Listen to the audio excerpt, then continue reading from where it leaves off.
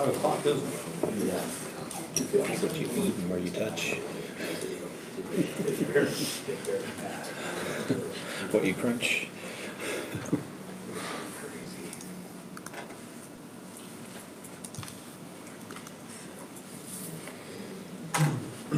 These three are on the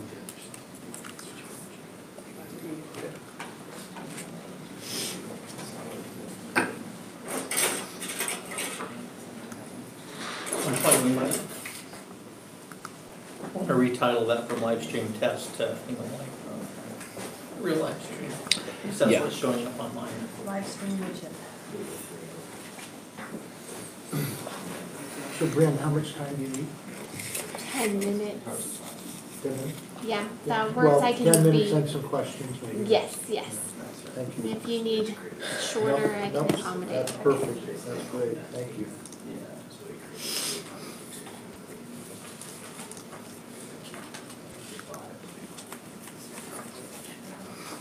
Mayor, are we giving it a couple minutes for, okay, I'll be right back.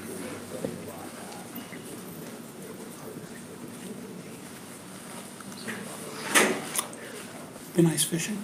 I've only been twice, I'm getting way behind. So Robbie, you gonna talk about that shooting at all? Just what was in the thing, but I'll talk to you offline. Oh, yeah, just, well, no, I'm not talking about the one here on the Bengal, I'm talking about the officer who was killed in the line of duty we talked about. Oh, I don't know a whole lot Are we about that. involved with that at all? No, because they're outside of our county, so we're not on the, we don't send our protocol team on it. We don't. No, They're still looking for the guy, right? no, they got him. They got him?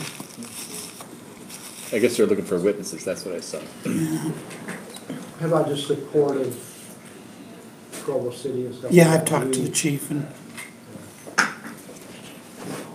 we sent some money today. We have a memorial out in Washington DC that, and if Provo doesn't pay, then I'll send him.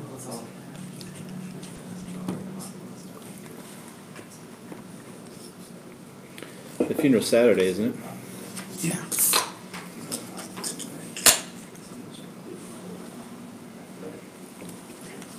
John Curtis talked about it on the floor of the House of Representatives today, or yesterday. Yeah, he was there and Curtis was up there. Mayor, yeah.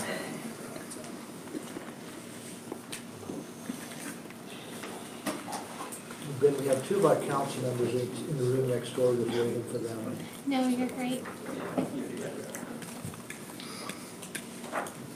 You and 2 people watching on YouTube. Does that count you down? It does? Okay, well then we know who's watching. Oh, is that the camera there? Yep. It is. It's high tech. So we scratch our noses deliberately.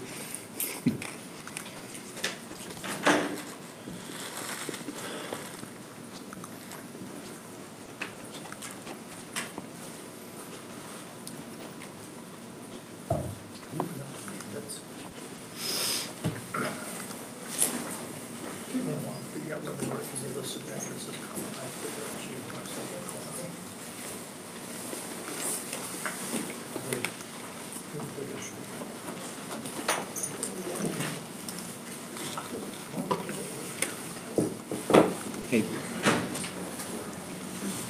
Sorry, I'm. Oh, no, you're just. Councilmember Shelton, did you heard that you pulled the irons out of the fire with the orchestra? You told me. No, we pulled the iron, we reconciled it. We asked them to see if there was some other way, because we'd done all this work and advertisement and everything. Oh, so And they back got one of the co-conductors to do it, so it's still gonna happen. Okay.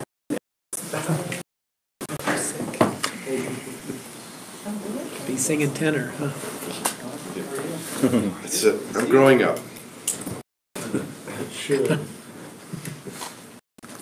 He was mentioning the change in my voice. I was wondering, I got a voice. I know that story. Nice to meet you.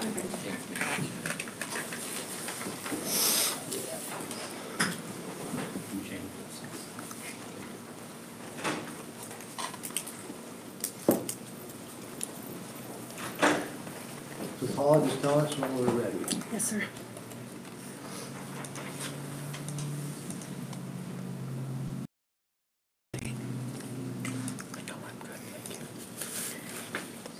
We're on. All right, thank you, and welcome to the city council and staff and guests in the audience to the city of Cottonwood Heights. This is our work session. It's Tuesday, January 8th. And if you look at your agenda, the first item on the agenda is Miss Bryn Mortensen from the Salt Lake Chamber of Commerce talking about housing and housing gap coalition and Yeah. affordable housing and all those things. All the housing. Yeah. Thanks for having me, and I've had the opportunity to meet most of you. But as I said, I'm Bryn. I work for the Salt Lake Chamber on the public policy team. And it's kind of deceiving by name, the Salt Lake Chamber, but really we're the state's chamber. We run the State Chamber Association. All local 74 chambers kind of run up through us. And we represent over 8,000 businesses in all 29 counties of the state. So for that reason, we can say we represent the broad business community of Utah. So what happened was about a year and a half, 2 years ago, we had business leaders throughout the state coming to us saying that their employees were having a hard time finding housing. So not solely focusing on that low income affordable housing, but just housing across all markets, apartments, new and existing homes. And so what we did is we partnered with the Kempsey Gardner Policy Institute at the U, and Natalie Gochner, who is also our chief economist, coins this as a landmark study. It's the first of its kind in the nation that looks at the whole housing market of a state, back a generation, which is considered 26 years, our current generation, and a generation forward. And what this report told us, as you can see in the right column, is for the first time in 40 years, we have more households than housing units. And a household meaning family or individuals. And this gap between units and households is 54,000. And so what this report also told us is in this last 26 years, this generation, Utah is the fourth fastest housing price index percent change. So what that means is if you take a median home across the Wasatch Front that was $125,000 in 1991, that same home would be worth $347,000, when at the national growth rate it would only be $184,000. Or what we've also found is that a single family median home here in Salt Lake County in 2013 was to now 2018 has increased by 55%. This puts us, if trends persist in the next generation, we will be equivalent to today's Seattle prices. As a business community, we're concerned about the economic threat that this poses on our state and overall affecting our quality of life and how we live, work, play, and do business. So what the report told us is there are these components that are driving up the cost. As I said, this housing shortage, that 54,000 deficit.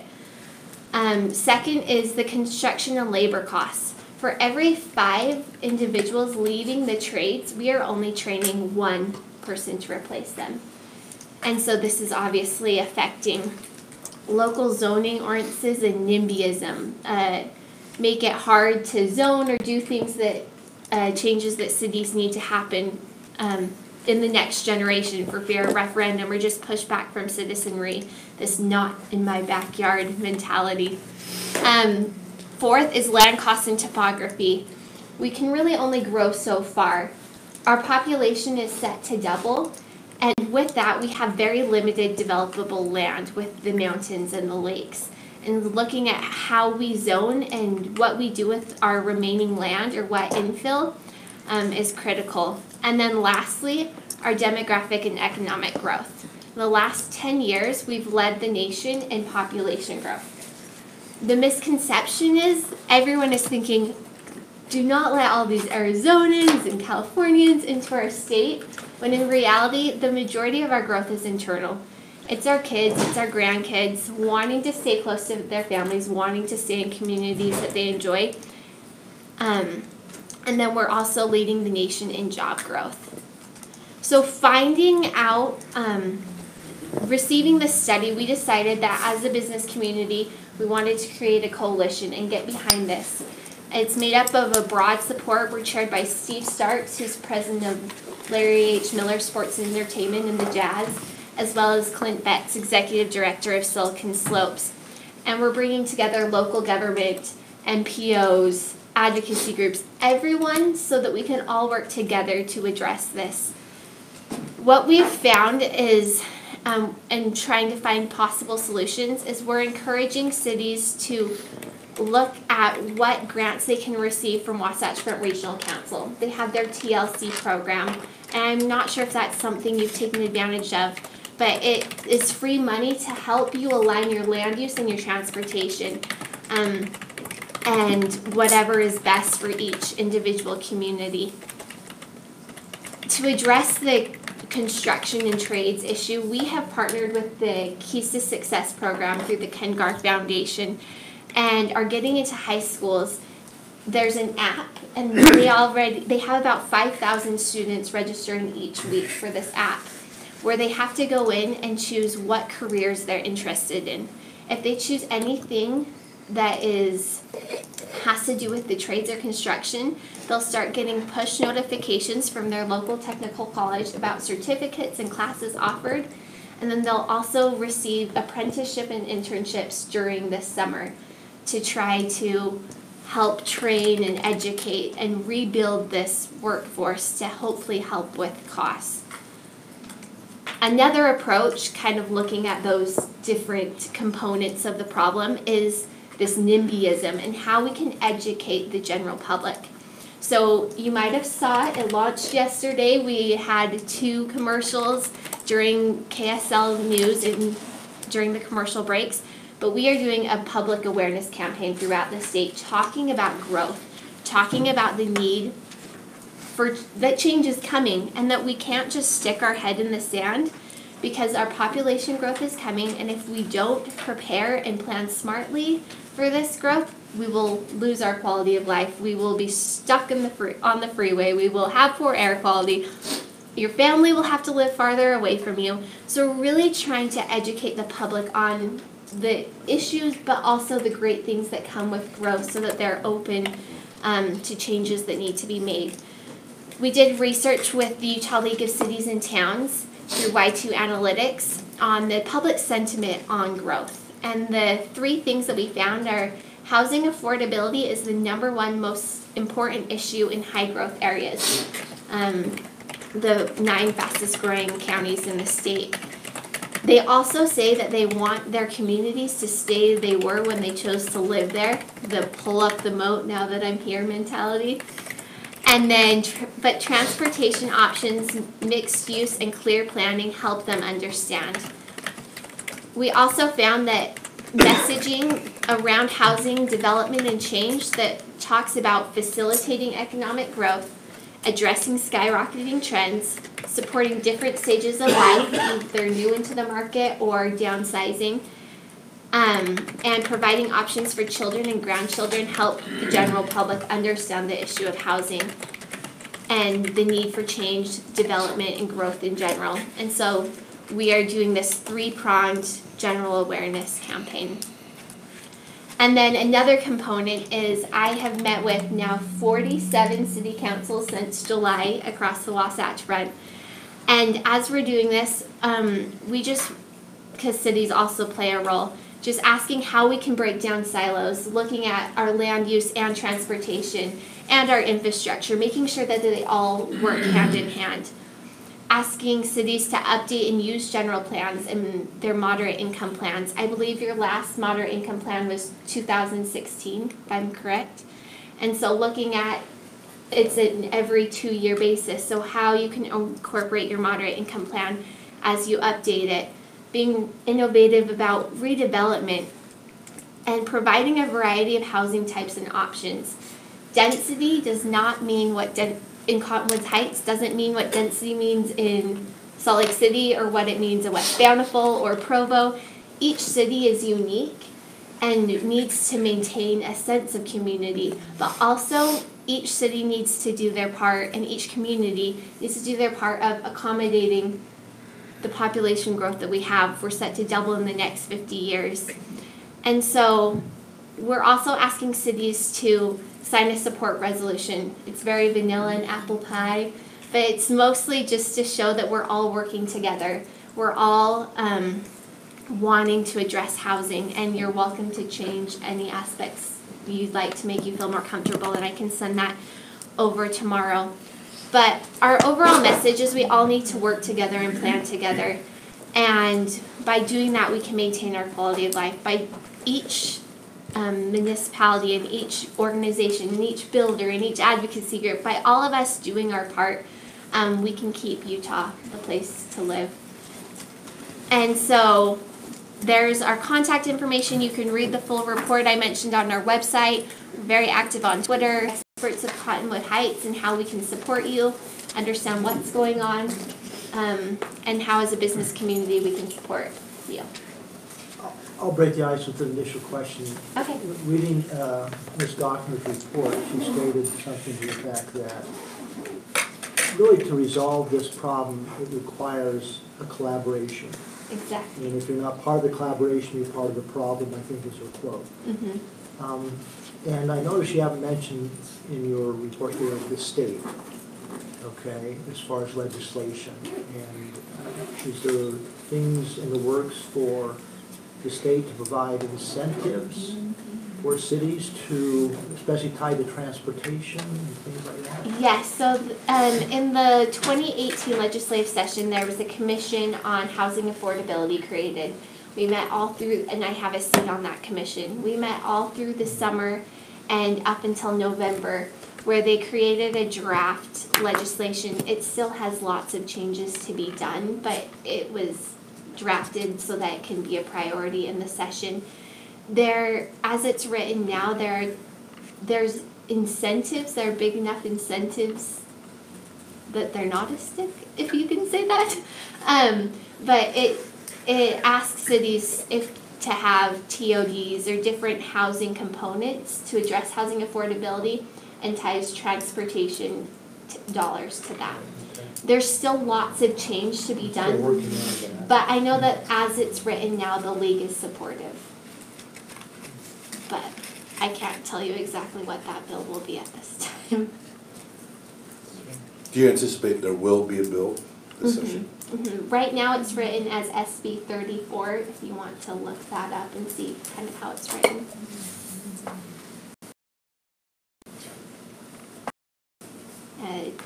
Senator Jake Anderson. So is there a component in the discussion, or you looked at different options dealing with ADUs? Absolutely, that is a part of those. When I was listing off the different things that they're asking cities to do, that is one of them. ADUs are a great component and factor in. So what are they asking? They're asking that every municipality allow, or what's being proposed? I don't want to give you false information. How about I send you an email? I'll send you everything. Because we're in the middle of that discussion, so. And ADUs are a great way, especially in a mostly single-family home community, to increase affordability. As it's written now, that it requires cities to do 2 of a list of things, and ADUs is on the list. Just to reiterate, I've seen portions of that bill, and that's what I remember. There is a whole list of possibilities, but they are wanting us to move forward with some of those. We can choose which ones, and ADUs is definitely one. Mm-hmm. Just kind of that, there's not a blanket approach, so each community can figure out what works best for it. I'm sort of a non sequitur, but related. You know, as we talk about growth and doubling our population, how do we evaluate water and the amount of water that we have, and if that's really actually possible? And I mean, it seems to me that we're putting the cart before the horse when we're talking about population doubling, and we don't really understand if we have the resources to sustain ourselves. good question. And that's, if I come back to here, right there, breaking down the silos, because water is an issue, your infrastructure is an issue, your transportation corridors are an issue, and so being sure that your land use lines up with those, that you're putting development where there's capacity for all of that. There will be discussion about water, and that's all a component as well. I don't know your question. I can tell by your face I did not answer it. It's okay, it's fine, thank you. Do you find that different demographics want different kinds of housing? For instance, my millennials, they just assume have small condos or apartments. Is that a trend with That is a demographic? trend. Yeah. As I'm looking for a house, because I'm getting married, I really do not want a big lawn to mow. I would happily be in a townhome. So that is kind of the trend, and as well as those that are downsizing, retiring, are also wanting those smaller lots. So providing a variety for all incomes, for those that want all different things, just allows there to be options. Thanks. Thank you. Okay, any further questions of Ben? Ben, thank you very much. Thank you for having me. Send us over a copy of that resolution we can look at it. Absolutely. All right. Okay, Dan, we move to the public relations report. I just have a few media reports from the last month.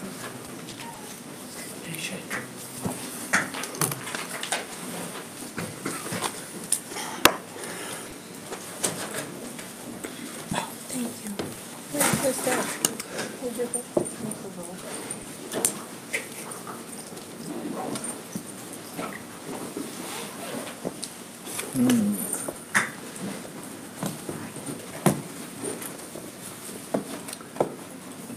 Oh, thanks. Sorry for that. Heights searching for a couple accused of credit card fraud, and you might be able to help them track these people down. The two suspects reportedly used a stolen credit card at the Home Depot in Cottonwood Heights back in October. The same card was also used at Valley Fair Mall. They were last seen driving a gold-colored Chevy Trailblazer. Take a good look at the photo that you see there. If you have any information about who these people might be, you're being told to call police. A man and a woman from Connecticut. This is older, but it was something that we put out to the media, and I didn't know if there was an update for this, so. No, the beauty of running these less often is that we usually have them captured by the time Good, we rise. good. It is beautiful, awesome. So good news to report, they've been caught. There's another one that Fox ran a lot over and over again, but I think it was the same, couple different view.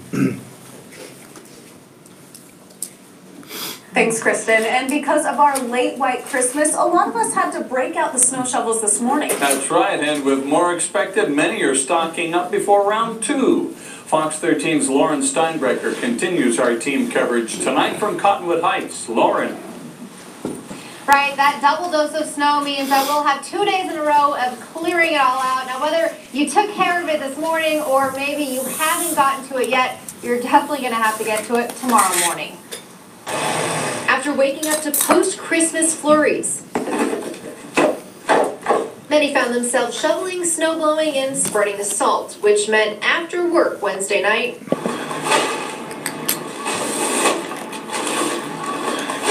a supply run to stock up before the next round of snow.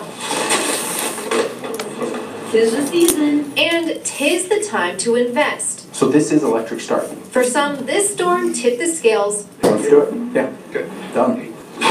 For an upgrade. It's no fun. It's a lot of work. I just don't want to shovel, so now I have a snowblower. I don't have to shovel anymore. Knowing more is on the way and winter in full swing. I think it's going to snow tonight and for the commute tomorrow.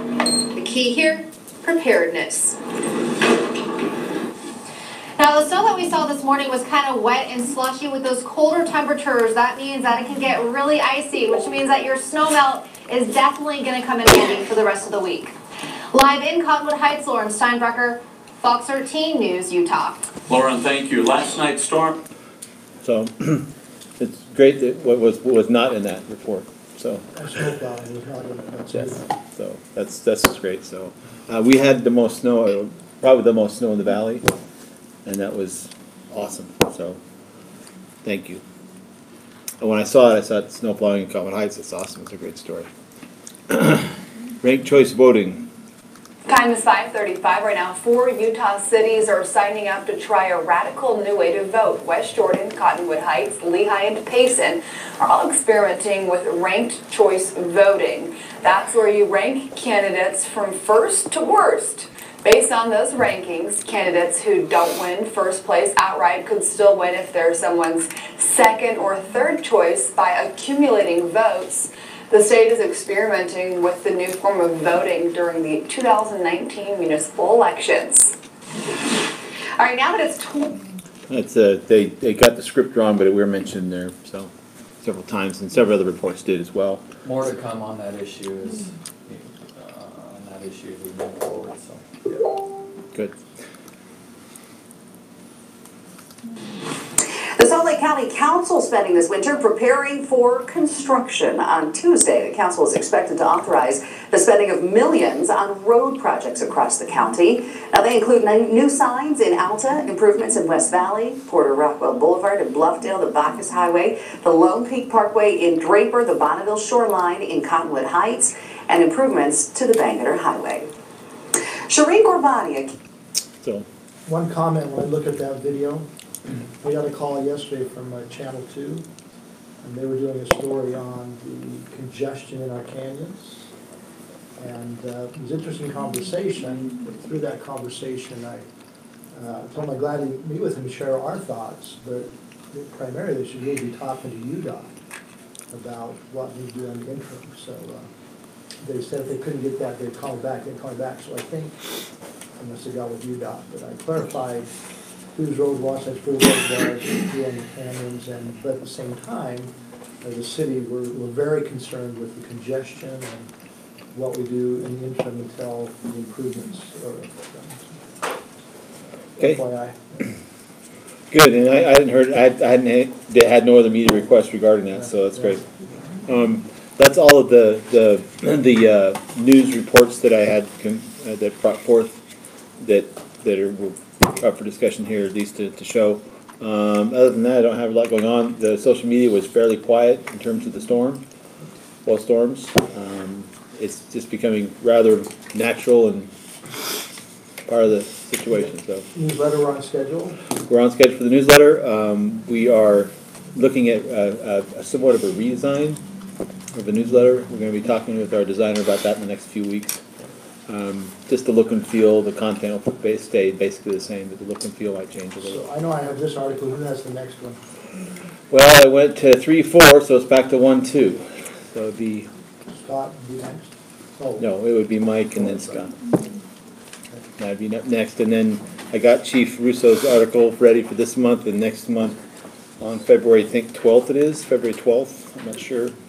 Is the next due. So that'd be great.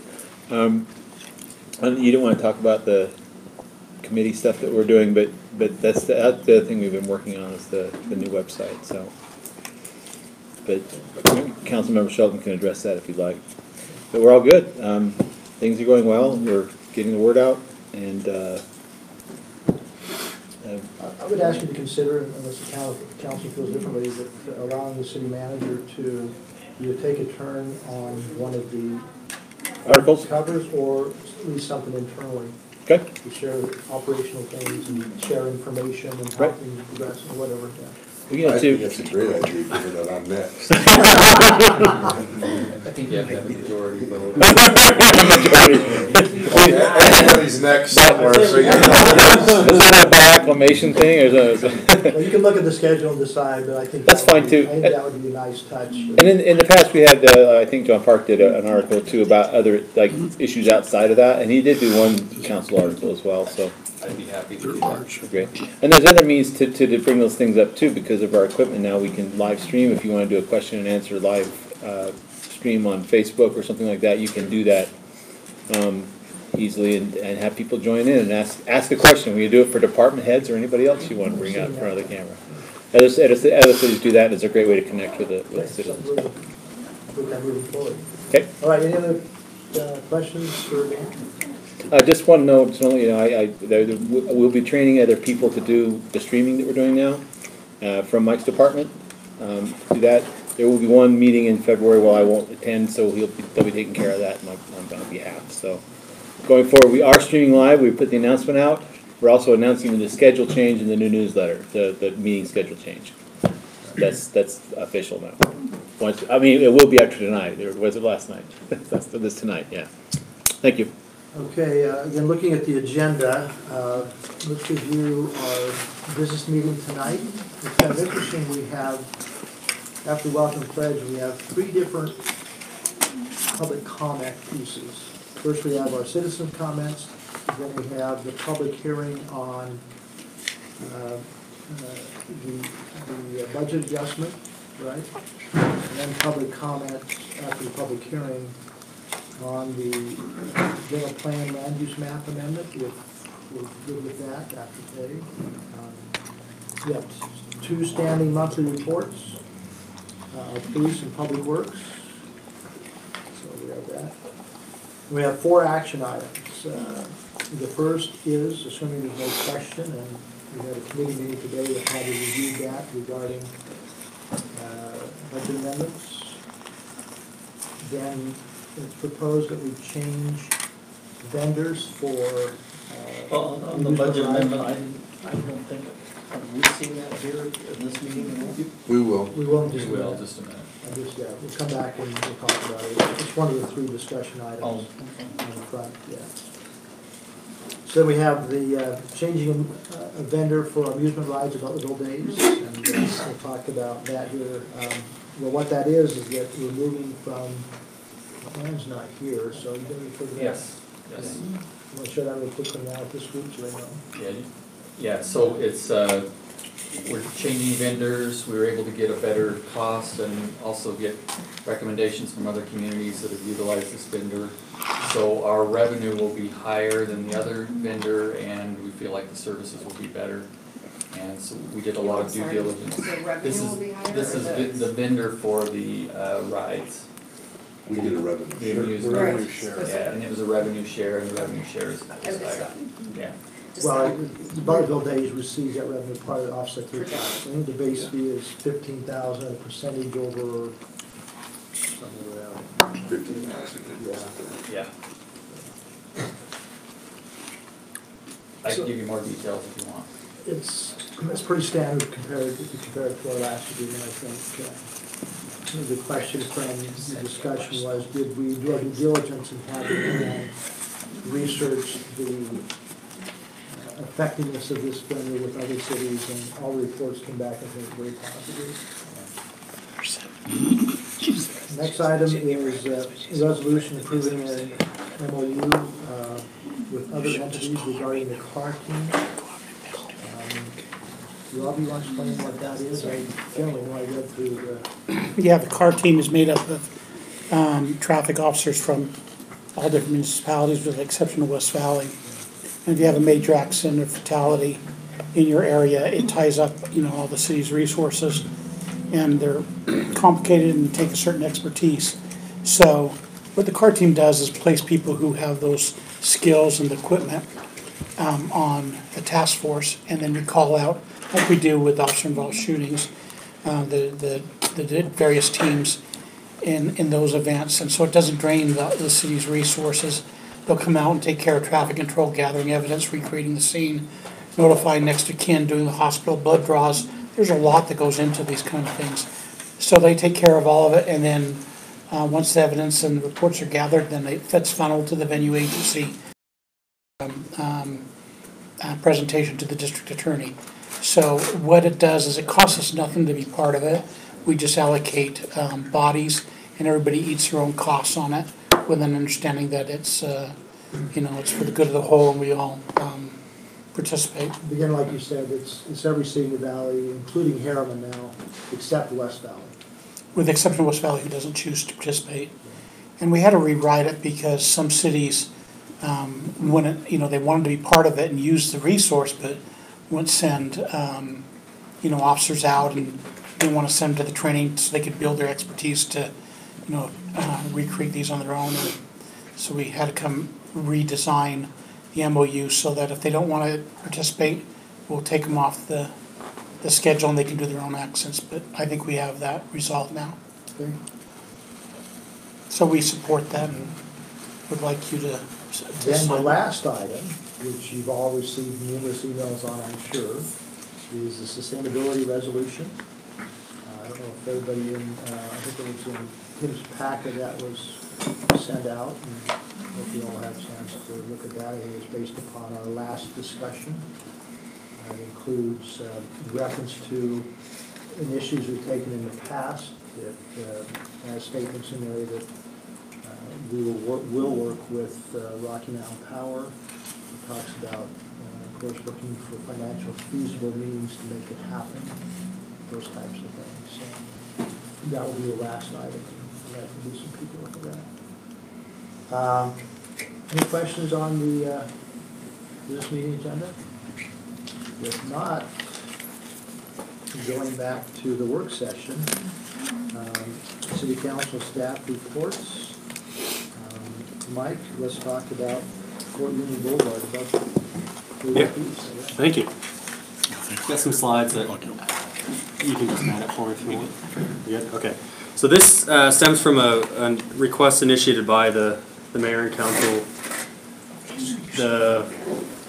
The issue first arose probably last summer when a property up on the east side of Fort Union Boulevard. Montessori School. Yeah, the Montessori School was rezoned from residential with a non-compliant use on it to a mixed-use zone, and the Gear Room ski shop has since taken that space. Some concerns were raised at the time that maybe the mixed-use ordinance, the way it reads today and the way it applies, it isn't fully appropriate for that area of Fort Union Boulevard. While it is in the busier section of the corridor, traffic drops off a little bit, and the characteristic of the corridor changes once you go up the hill there at 2700 East. So the council tasked staff with preparing an amendment to the general plan land use map. And we have identified the area generally between 2700 East, which is the road that the rec center is on, and Racket Club Drive is the area we've targeted with this proposed change. Before I get into the actual proposal, I need to differentiate. This is a land use map amendment. This is no zoning change. This does not change the law as it applies on any of these properties today. It doesn't change what property owners can do on their property today. This is the land use map, which is the component of the general plan that gives us a roadmap for the future. When we do receive requests for zone changes, we refer first to the land use map in the general plan to see if that supports the request. This proposal tonight is a proposal to amend the land use map and not the zoning map. So the long-range designation without modifying anything as it exists today. This is the existing land use designation in the area. So I'll first compare zoning to land use because it paints a picture. Zoning here, I don't have a legend on here, but the tan color there, the predominant color is R18, our standard kind of single-family, low-density residential zoning. The darker yellow there that you see on the north side of Fort Union is an R28 zoning, so twin homes, duplexes, two-family dwellings. The pink, the only pink in the middle of the picture there is neighborhood commercial. And then you can see on the far right side of the picture, the hatched is the Montessori school that was rezoned to mixed use. And it's hatched because it was rezoned with certain conditions that actually restricted some of the uses otherwise allowed. And then the lighter yellow color is an R16, so slightly higher density residential zoning, but still single family. We have that small pocket there. So this is the zoning as it applies today. This is the land use as it applies today, and as it has been since 2005 when the general plan was adopted. The brown color there is mixed use. So our general plan actually calls out for many of these properties that front along Fort Union a future land use designation of mixed use. You've got a darker color there. It looks black on the screen. It's actually a darker purple on towards the left side there. A cluster of homes there that I think is the land use designation there is residential office, but you can see a lot of the properties that are residential today have a long-range designation of mixed use. And what this means is if someone came in with an application to change the zone on a property to redevelop that. When we look at the land use designation, and that proposal is for something that matches the land use, so someone comes in with a proposal to rezone to mixed use, our general plan supports that, and it becomes difficult to recommend against that zone change. So that being said, the proposed land use map amendment takes away a lot of the mixed use land use designation on those properties. We've tried to show it the best we can. There's a lot of properties, and I have a summary slide in a minute that shows what it is and compared to what it will be. I want to bring attention though to some of the different colors on the proposed land use map. This was created by staff based on an analysis of this area. The dark color there is residential office.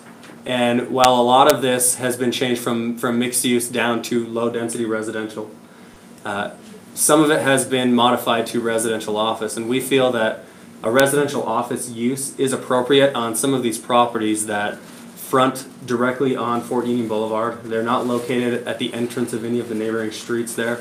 The egress and ingress is solely from Fort Union Boulevard.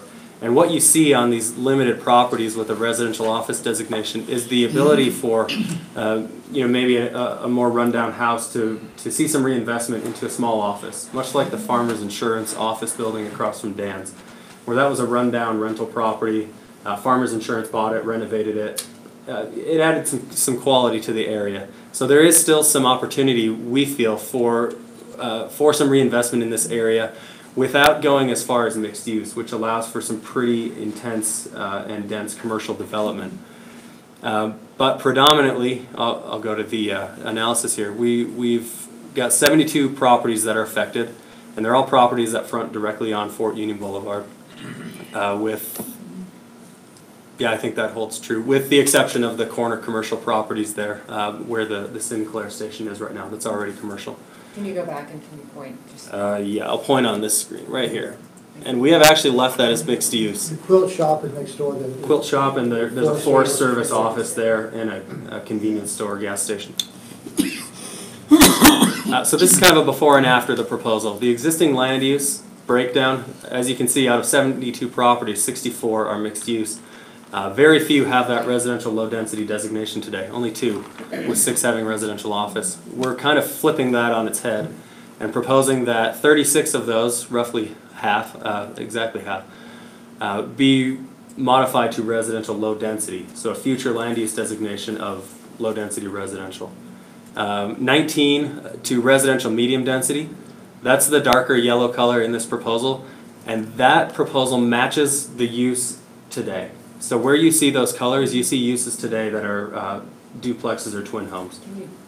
Yes, I apologize. And it's tough. So these PUD projects here, there's a grouping there, there's one here, and there's a grouping here. Couple more down there. So based on our analysis, those today are already 2-family dwelling uses. So we've proposed the land use to remain compatible with that. And mixed use has been eliminated, reduced from 64 down to 4, those 4 being that corner where the commercial already exists. This was brought through the Planning Commission for formal public hearing in October and November of 2018. We heard a few comments that were a little concerned about the redevelopment potential of their specific properties, but largely it was an exercise in educating those in attendance what this proposal really was, emphasizing this does not affect what they can do on their property today, and actually helping clarify. I think a lot of the concern was, is our property going to be redeveloped or rezoned for commercial use? And this is actually, while it's not a rezone at all, a step in the other direction to preserve the existing residential character. The Planning Commission recommended approval, and staff recommends approval of this change as well. With one slight concern, moving forward, we are concerned about the long-term viability and reinvestment potential that taking all these properties down to low-density residential creates. And the concern there is when you have a property that fronts on Fort Union Boulevard, many of these homes are aging, and what we see in some of these circumstances, we've seen this on Highland Drive and elsewhere on Fort Union, is a hesitancy to redevelop one of these properties that fronts Fort Union to another new single-family residential property. And what that can lead to is absentee owner rental properties, which can be okay, but can also lead to nuisance issues and quality issues over time. So while this proposed land use will be a permanent change, it's not a temporary, there's no reversal clause or anything in this proposal. We would anticipate analyzing this area again when we perform a comprehensive general plan analysis. And staff agrees with the concerns. A mixed-use zone, as our city defines mixed use, is probably too intense for a lot of these uses.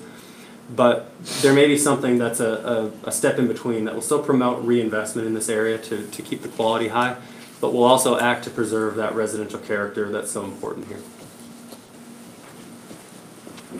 That's what I've got. One question I have. Please. So the monastery, when you do the land use map. Yeah. What does that fit into that? Let's see. So that's Mixed use. that I believe is right here. So that's a residential office in the proposal. Okay. And but its zoning is already mixed use. The entitlement's on the ground already, so that won't affect what they can do on their property today and forever. So the gearbox that's already there is. Gear room. Yeah, gear room. They're good. Yeah, they're good. If they never sell, that ordinance will apply moving forward. But if it does go to redevelop or sell, then it will be under. Sales or even redevelopment is still entitled to the same. Correct. Of what it's got now. Correct. It would only change if they were to come in and make an application. Right. So what parking requirements go with something like that, like the gear room? It's based on the use itself, and it's based on the usable square footage. And we have a parking manual that we use that establishes a parking ratio of so many stalls per 1,000 square feet. On site. On site. And the gear room does meet their requirement. That's not to say that human nature and a busy day won't push people onto the street to park. And where there is public parking, the best we can do is enforce our parking restrictions. But those cars parking I over don't want to get in that, but I know they across the street on. Yeah, and we've addressed, in that circumstance, we've worked with them on that. No. So this is the proposal. Yep. Again, Planning Commission and staff are recommending approval. I'll provide What was the vote on the Planning Commission? Unanimous. I'll provide a brief summary in the business meeting, but that's what it is. Well, do we have a status on the funding for the grant proposal for the general plan? Full application is due next week, and then early spring is when we anticipate hearing whether we've received that or not. Great. I like it. Any further questions? And you'll do a brief presentation prior to the public comments. Yep. Or should say, yeah. All right, Mike, you're still up now then on. The other one now. Yeah, the staff one. Yeah, go ahead.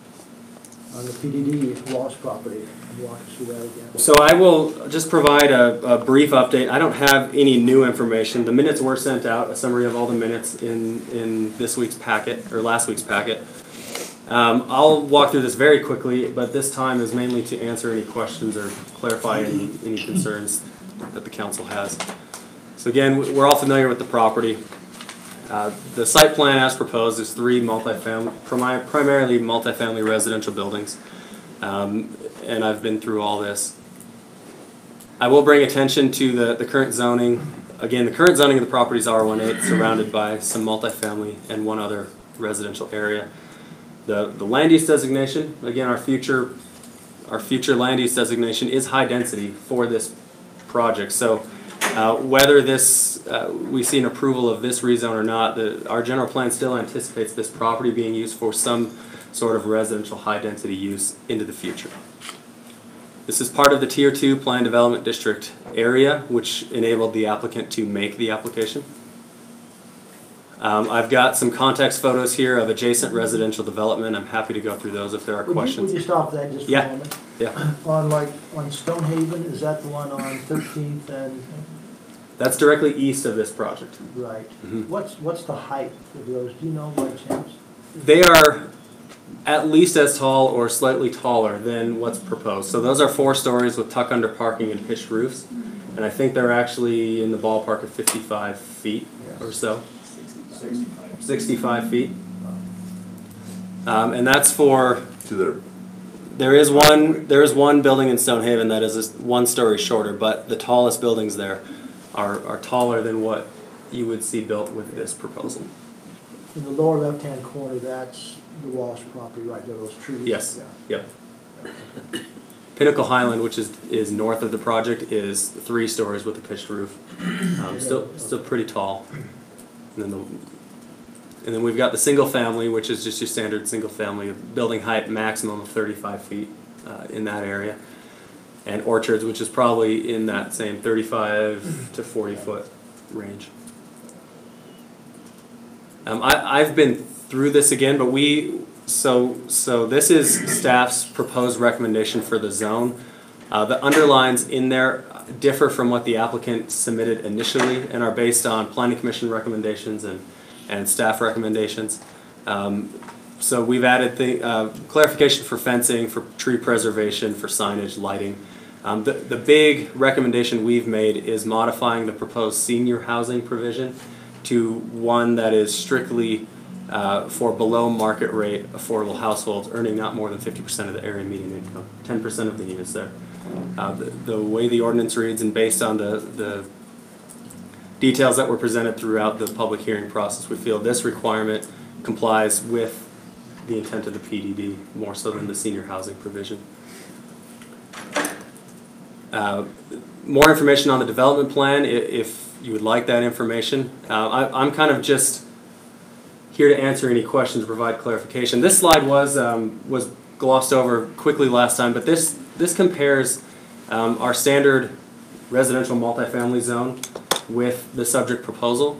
So if this property were to go through a standard rezone process supported by the general plan and the zone were to be changed to RM, residential multifamily, we could see a development. It is supported by the underlying general. Yeah, it would still require a zone change, but it is supported by the land use.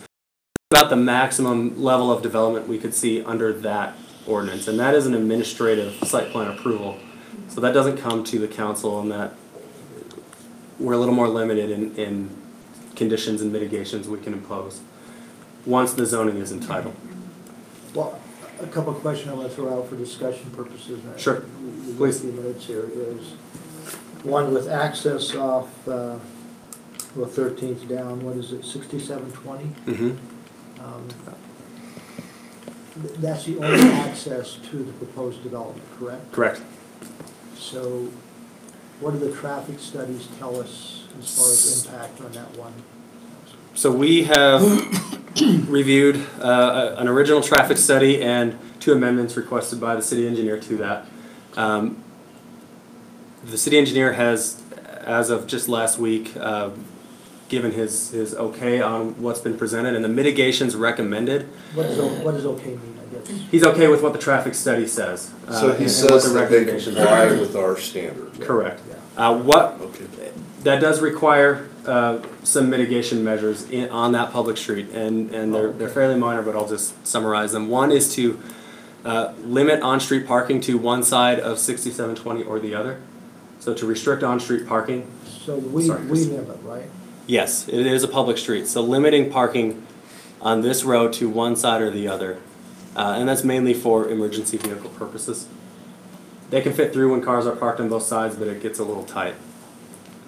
The other recommendation is to extend the left turn pocket, the striping, from 6720, which would be northbound onto 13th East, by about 100 feet.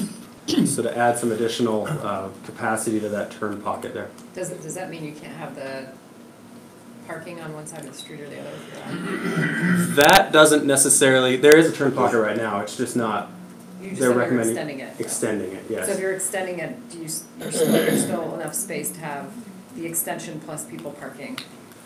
Yes, so the restriction of parking is based on more width than the turn pocket. They're kind of 2 separate recommendations. Can you draw But me a picture? one impacts Sure. the other. though. Yeah, no, thank you. It may, yes. Yeah, I think if you take out that center piece, it's, yeah. Yeah. You may have a longer. And that would be about to, That's what she's you know, Well, where the church is. maybe there you can't park on either side what I was for the whole saying. block. Exactly. Yeah. I can provide clarification on That's that. for me.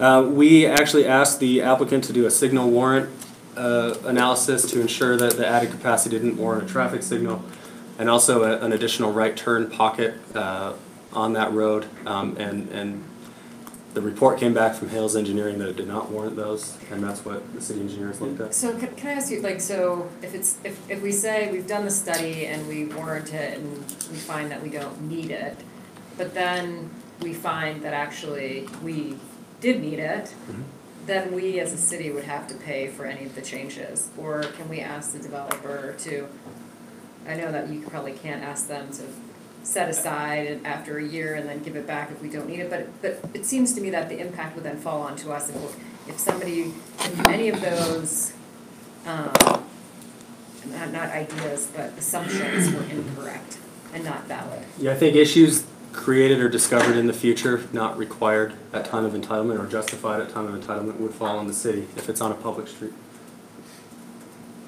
And didn't we get a letter grade in that traffic study? It doesn't change the grade. It goes from, yes. I think I have a slide.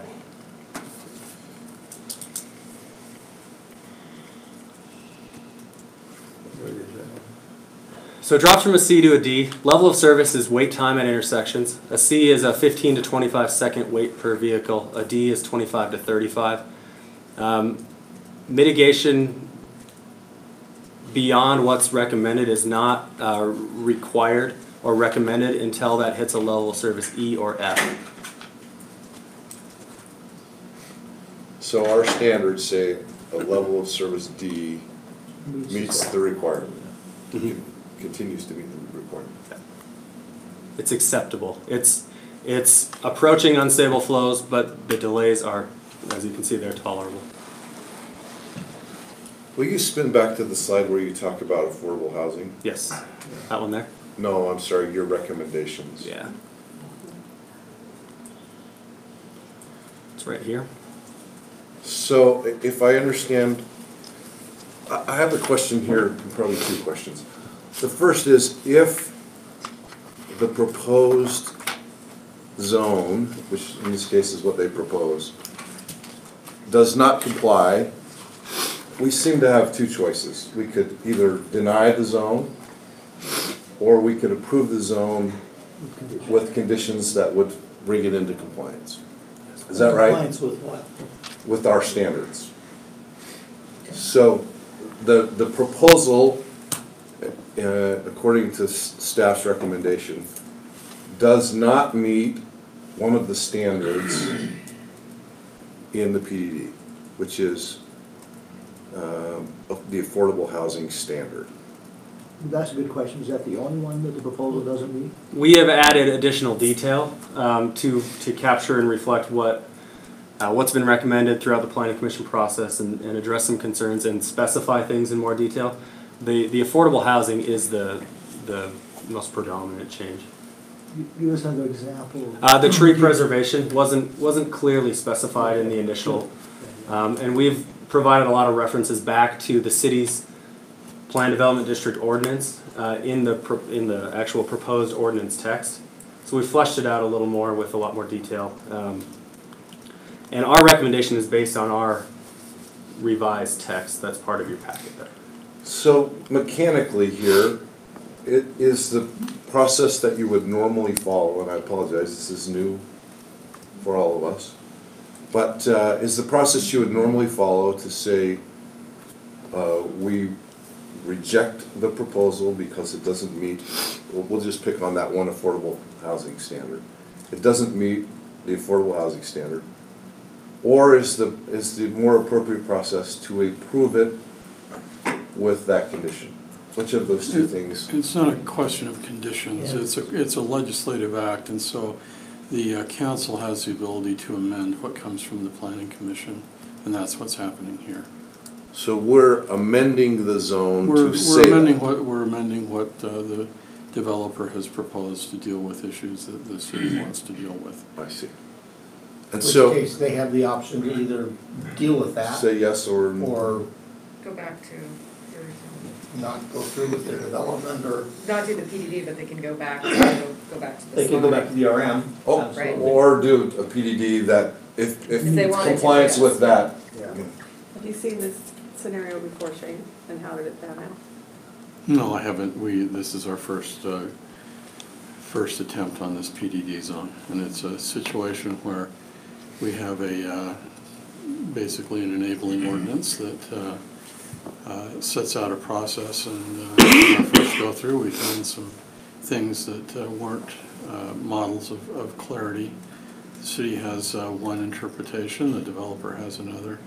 The developer's view is that in that situation, the tie goes to the landowner, as the developer has said, and the city is stuck with going with the developer's interpretation. I think our view is that since this is still in a legislative context, a legislative act by the council is able to do what it thinks best to deal with the city's interests. We think that there is a rational basis for the changes that the city is suggesting. Other changes have been, I think, agreed to by the developer as we've gone through the process. The fence height issue, the tree preservation issue, I think that the developer has agreed with those. I don't think the developer agrees with our view of the low-income housing component, and so that's where we are. But our choice is to simply do what the developer says, or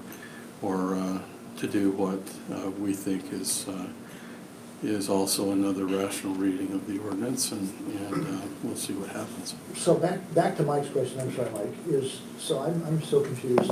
Are we then to move this to a business meeting to approve with conditions, or to? This is a text amendment to our zoning code, ultimately. This is And it'll be amended however we want it to read, but it's not an amendment, it is the text we approve. And it's not conditions. Whatever's written in theirs would be what would be for this site. It's a text amendment in that we're adding verbiage for a new zone, PDD 1. I'm assuming if it was passed with whatever text that would, and this developer, for whatever reason, chose not to go forward, that would still apply to if someone else wanted to come along and do the exact same thing in accordance with that zone change would still be in place. Yes. Unless it was, do we have a? Well, and what's unique about this one? An automatic. Is the zone is in place on that? with a development plan. So not only would a different developer need to adhere to the text being considered, but also to all of these plans, because they're attached to that proposed zoning text.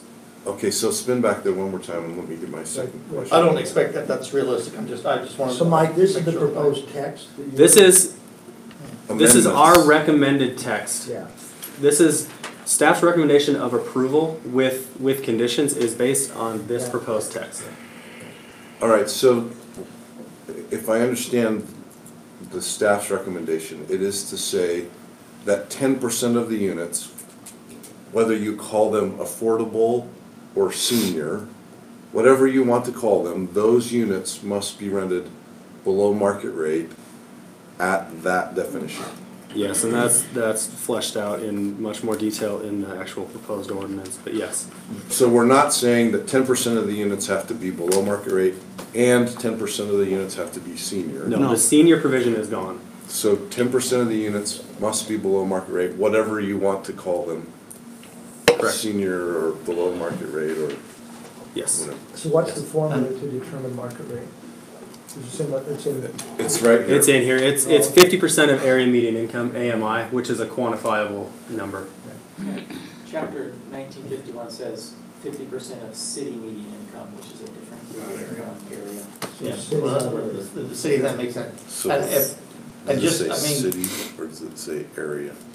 For clarity, Shane, or Mike, maybe if I'm, the applicant's contention is that there is an or which is 1951 in our PDD text, and so they opted to go with either or, figuring that either would be fine. I think that's basically correct. Yeah, this And their is proposal cities. was based upon Our text does say cities. Cities, so median income. this language is not. This is a very brief summary of 3 pages of text. Okay, thank you. But outside of that, we do feel the project does comply with the goals, purposes, and all the other details of the plan development district zone. For me, comparing this, and I guess it would be nice if you'd had a comparison chart between this and, you know, just the side-by-side setbacks and all those other things just listed down there. But this compared to the RM, I think is. We do kind of have it. It's this and it's this slide and this slide. Right, and I have to remember all one from. Well, can we draw a picture? But I see a lot of value with the current proposal as far as some of the, you know, the landscaping, the setbacks, lot coverage and those types of things. I see a lot of advantages doing that under the PDD. Comes at more units. The Yes. RM doesn't support. The RM supports about 130 units. The formula is a little different for Right. calculating an RM. We tried to calculate that out. 130 units, a density of 22 an acre, rather than the proposed 34.4. It's 130 that you might be able to do on the RM. And that would be the It's maximum. 130 versus 204 units. 202, And of it's 156 parking stalls for the RM versus 369 There's a lot more parking stalls. in requirement in the current proposal. So the current There's a lot proposal more.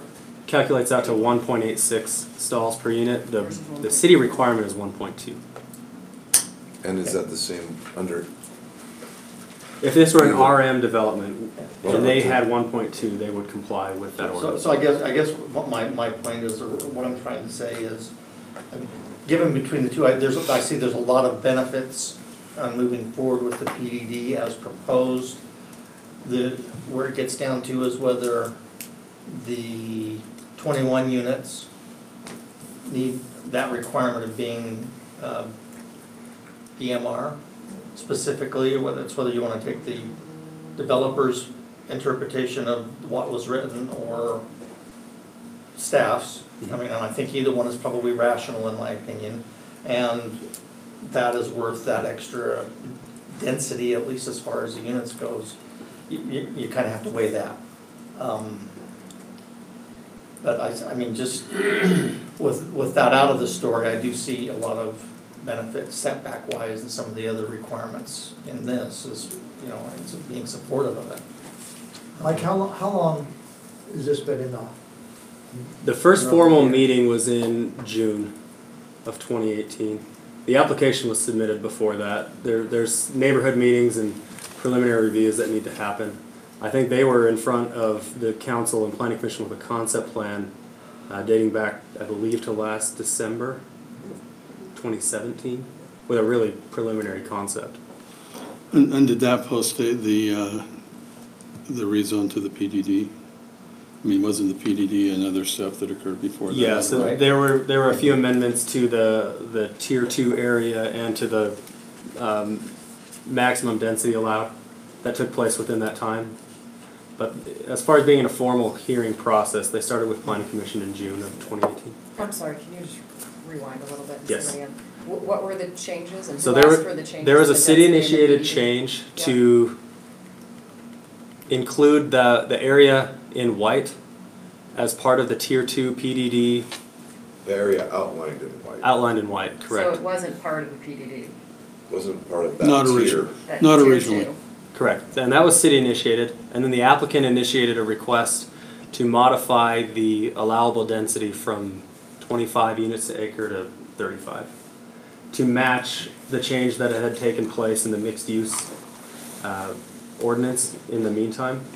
So mixed use got modified by the city previously from, I think, 16 units to acre to 35. And then the applicant came in and requested that density change in tier 2 areas, so the blue areas. And a big part of their rationale was that that matches what the city allows in mixed use areas. I think that was approved early 2017 by the council. What's our RM density? Or early 2018. Yeah. Early 2018.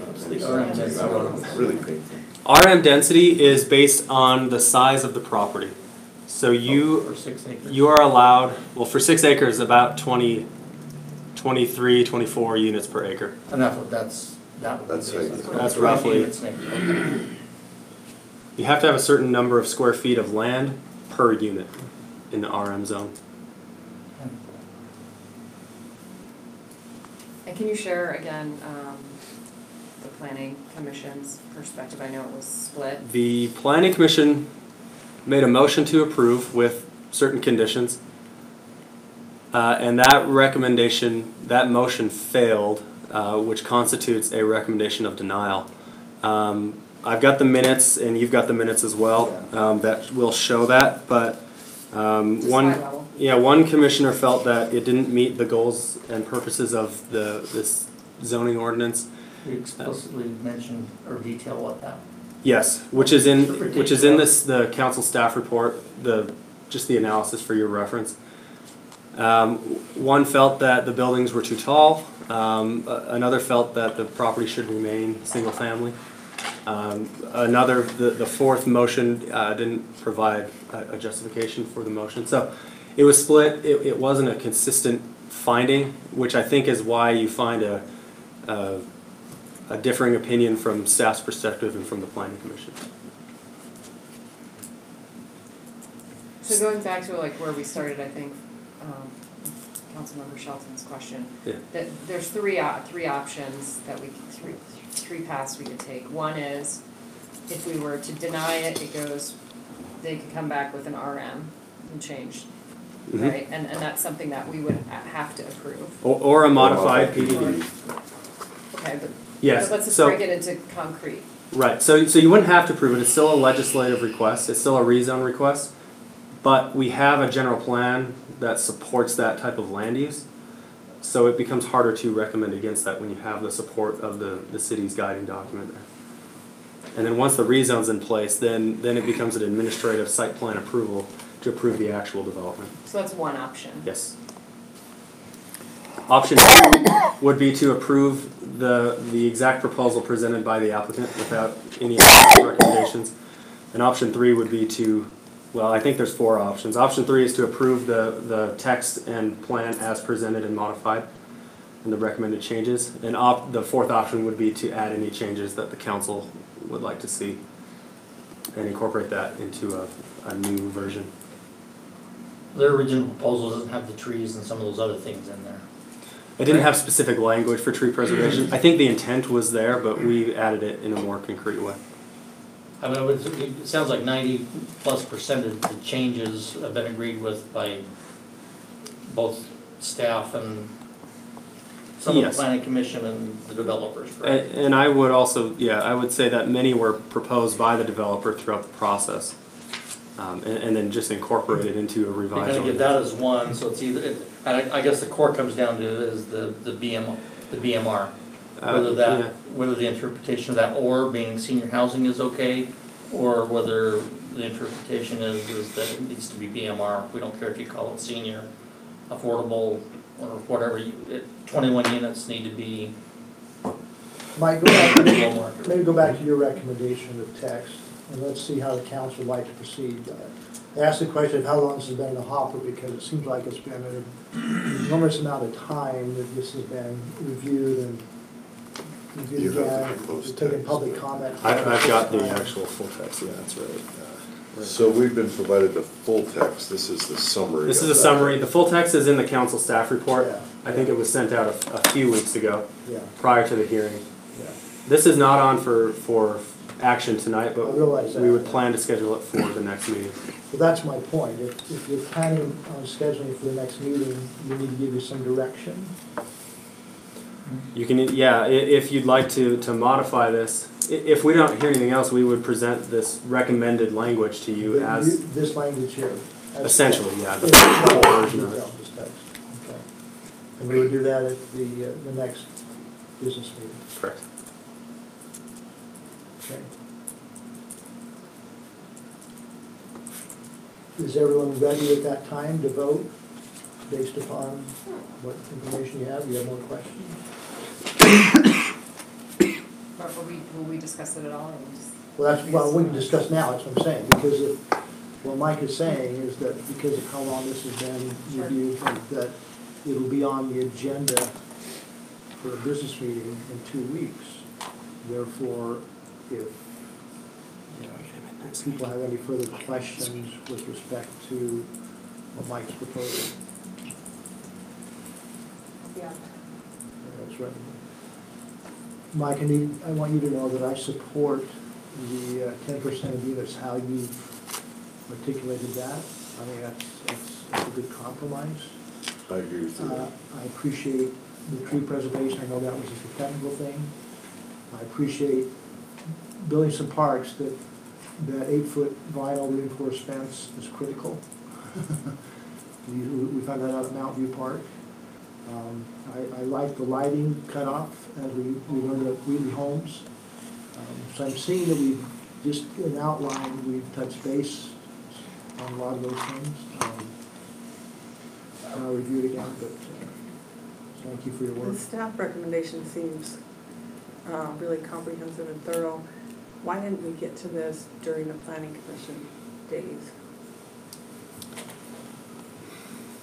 Was this a learning curve? I think that we addressed all of these things throughout the course of the planning commission.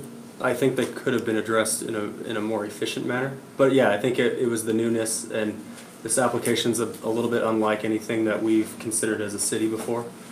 So I would attribute a lot of it to that. There was a lot of public feedback.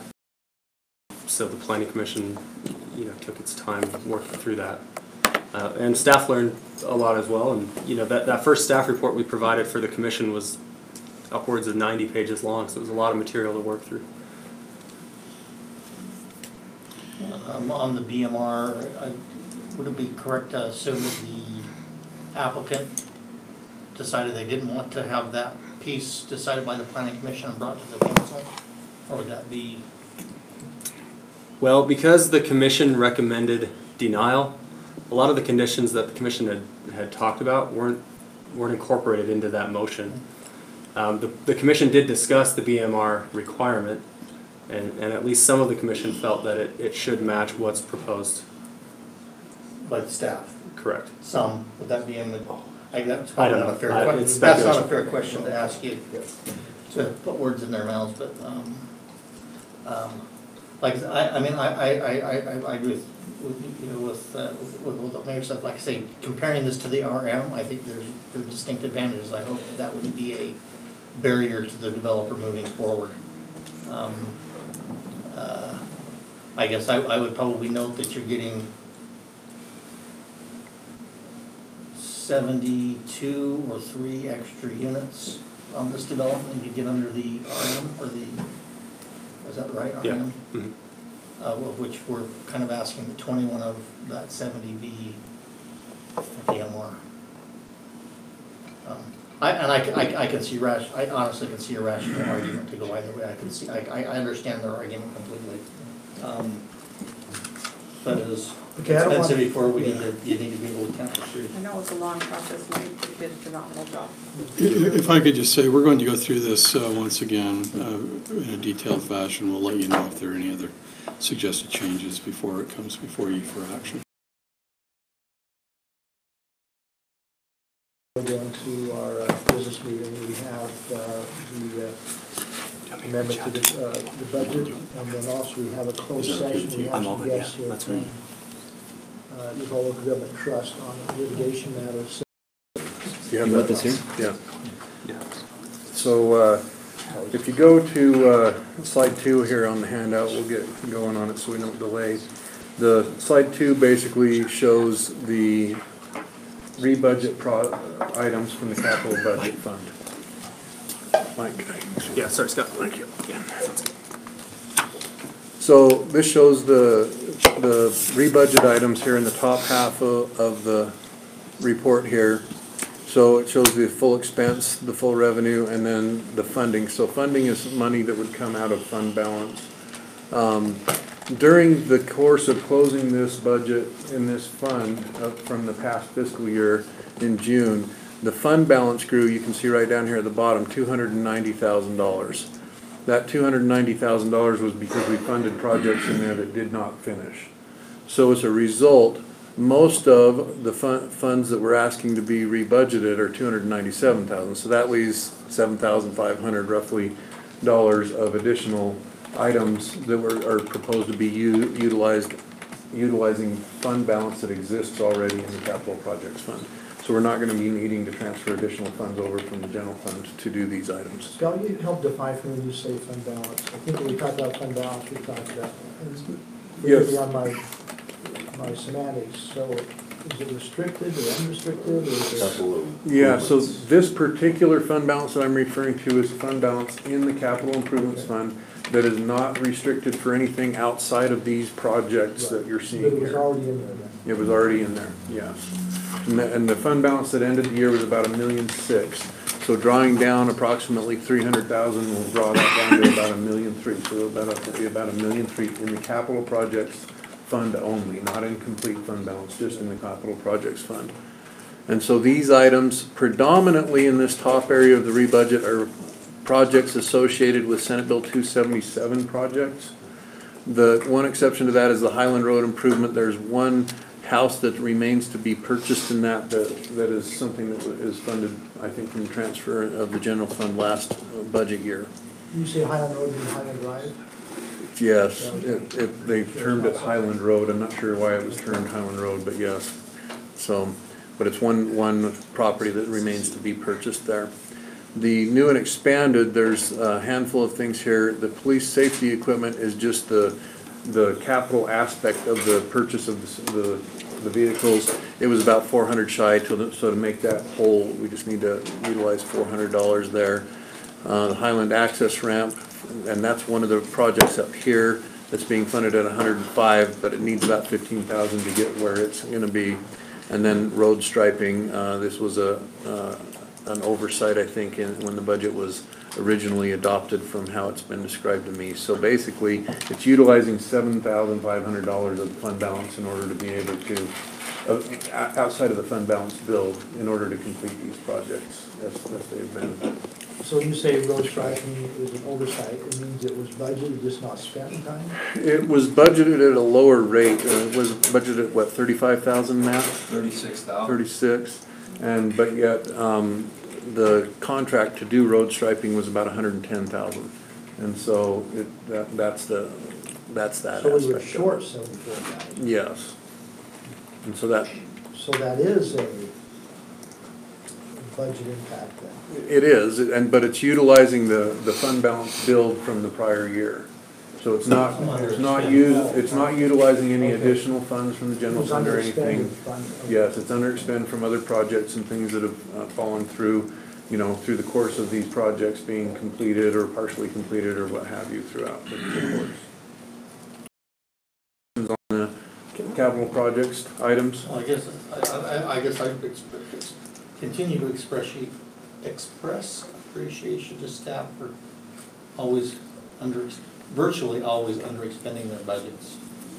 We try in many cases.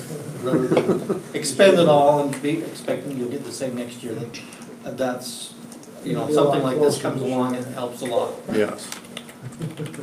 So moving on, we've got general fund items. A lot of these you've seen before. This one here is the CCJJ grant that was described a couple of council meetings back. It's predominantly training to police to train the trainer, in essence, so that they can continue that training throughout the whole police department. $5,799 of grant money that will be coming in on that. An additional $1,500 that will be utilized out of the existing budget. Next item is reimbursements for overtime, police overtime from both the marathon and the Tour of Utah. About $17,000 from the marathon and about $5,800 or so from the Tour of Utah. The state asset forfeiture grant, this is a grant that had come through earlier on in the fiscal year, but we need to recognize that both in terms of increased expense and increased revenue for that grant. This one is a sale of 2 Cottonwood Heights police-owned vehicles, and I'm not sure the vehicle's on it, but it generated $14,325 of revenue. The police would like to utilize that revenue to buy a new side-by-side that's aging, and in order to be able to use that in some of their police functions. Can I ask a quick question about that? Yes. The sale of those vehicles, does that decrease the vehicle count by that number? Those aren't leased vehicles, they were actually owned by us. So, in other words, are those vehicles also going to be replaced? No. So we're gonna decrease the count of vehicles by whatever, Two. two, I Right, guess, correct, and not replace them. correct. We replaced one.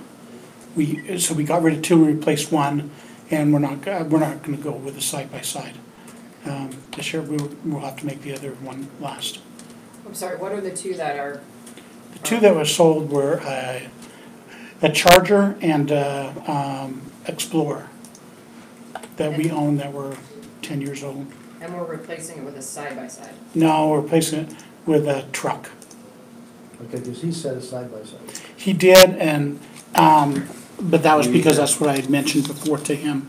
But what we did is we were buying a Toyota truck with it to replace it. Do we need to change the text? I assume this is just a summary. This is just a summary. The numbers don't change, we just, It goes into the same account, it would be a capital purchase, so same account would be utilized, just slightly different use. So when we do that, does that 14,000 have to be rebudgeted? You don't have to rebudget it, you have discretion to do what you want to do on that. I'm just saying, as far as the accounting side of it, when you selling your revenue and then it went to be expensed, does it need to be budgeted or doesn't it need to be budgeted? If you want to spend it, then it does have to be rebudgeted. If you don't want to spend it, then it doesn't have to be I think Rob rebudgeted. was saying he wants to. Yeah. Well, that does both. You see, Yes. you're on. This So amendment this does amendment The does both. expense line So the here, amendment does both. so you see the expense here and the revenue here. The revenue's already expense is occurred, rebudgeted. and now we want to be able to allow the expense to go. And our budget committees reviewed all this and gave it a thumbs up. Budget committee reviewed it. Just like you're reviewing. Yeah. Well, we just got more detail now than we had before, so, yeah. Well, in the future, Okay. more of that. The sale of police firearms, there were some older police firearms in essence that didn't need to be used. they're actually evidentiary, Okay, evidence here. yeah, firearms, so we sell them in bulk to dealers, and then we put the money back in to buy other equipment that we need. Okay. Going to the next page. The Cottonwood Heights Arts Council, each year there's a carry forward amount that kind of comes forward as they keep their track of their revenues and expenses. This year it's $12,330 that's being requested to be rebudgeted for that. Kind of somewhat tied to that, but not exactly. There's two ZAP grants that we received. One was for Cottonwood Heights Arts Council for $13,000. The other is for the Cottonwood Heights Historic Committee for $10,000. Both of those, just asking to accept those and spend the revenue that comes in with those grants. Could I ask you just to provide one thing when you get a minute? Yeah. Which is the amount we carried forward in the 16-17 budget? For the arts? Yeah. Yes, I'll have to get that probably Yeah, another day, but yeah, I'll that's send it to you. So I guess the question is that 1 year amount, is that added on? to That's this- all the adds and all the takeaways from the past fiscal For year. one fiscal year. For the fiscal year that ended in June 30th of 2018. But just to clarify, in addition to that, That's why I was, yeah. you have the regular appropriation that we've done every year. Yeah. So this is just their carry forward of the appropriation they didn't spend in previous years. Or revenue that came in that augmented, both, combination Yeah. of both, yeah. Let's see, where'd we get to? Here, storm drain maintenance, the Grandeur Circle, 20,000, and this, what's the word we used? Wraps up that project, shall we say? These other two here are more technical in nature. It's matching the expense to where it really ought to be. We had telephone budgeted in City Hall. We want to move that to IS because IS is who's managing our phone since it's predominantly voice over IP at this point in time. Also, the community and economic development is where we had our public works engineering. We want to move that out of the areas, the accounts that where Mike manages them, move that into the public works area where Matt will manage those, and that's just technical shifting over to where that's going to be managed in the future. And the one last item is the CDRA fund, recognizing, and I put contribution, it's probably more better characterized as a loan from Salt Lake County of $7.7 million. And that loan will be paid back over time from the proceeds in the CDRA for that Canyon Center project. But to give to the developers so that they can finish the parking structure. And that will probably largely expend before June, but might have some carryover into the fall time, summer and fall time frame. We'll kind of see how that development goes, but by the time this time a year from now comes around, we'll probably be able to expend it. That's our CD, so the CDRA doesn't have to approve that budget change, that comes to the city? Well, it's a fund within the city. However, the CDRA is a separate entity from the city. The project has been before them and talked about, but when the budget was adopted, I do not believe it was adopted separately by the CDRA group, and we may want to talk about whether we want to start to do that or not, or whether we want to just have them authorize the city to be their budgeting officer, how we want to do that, but some of that needs to be clarified. But yeah, I think the city would probably do the budgeting for this agency. The agency's obligation is to do budgets for its projects, which has been done for this project area. So we can check into that further, but that would be my viewpoint. And that's the summary right now. So the true budget impact is just the storm drain. It's really these two items here, 12,000 and 20,000, so 32,000. And then, yeah, roughly 7,000 here, $7,771 here. Okay, our time's very short, but any questions on this particular one? Thanks, Scott. We'll have you present in there. We've got just about 25 minutes, and we need to go into closed session and talk about pending litigation. And so we need the council here, and Rob, if you would stay. Then I will make a motion that we close the open session, open a closed session with the purpose of discussing litigation. Are we? Do I have a second? Second? Yes. Yes.